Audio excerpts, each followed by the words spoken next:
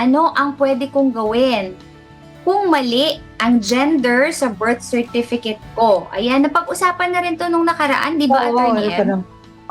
Oo. Mm. Kung ito ay ano naman, kumbaga clerical, hindi yung meaning na yung medyo madalas nating naririnig ngayon na I identify as a female kahit male, yun wala pa po tayong batas na patungkol Batas dyan. Pero for kung that. talaga an honest mistake, pwede naman tong ano lang, Attorney J, di ba, administratively correct lamang.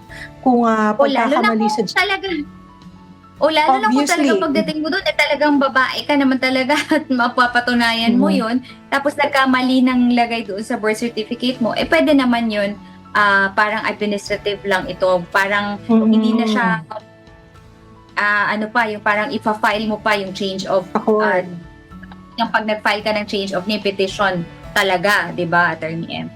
Yes. So again, madali lamang to, pumunta lang sa local civil registrar and then ipa-correct lang po. So pwede itong administrative correction. Basta po ito ay kumbaga honest and clerical error lamang. Hindi yung gusto mong ipa-alter yung iyong sex base doon sa pakiramdam mo ay sex mo. Kasi wala pa po tayong batas patungkol. mo. Oo. Yung kasi uso, Attorney Natawa J, di ba? naman ako dun. Identify as. Di ba? Yung mga, hindi ko alam siya, identify as a male or female. So, hindi pa po yan Oo. na Wala pa naisasabata sa tayong ating batas bansa. para dyan. Oo.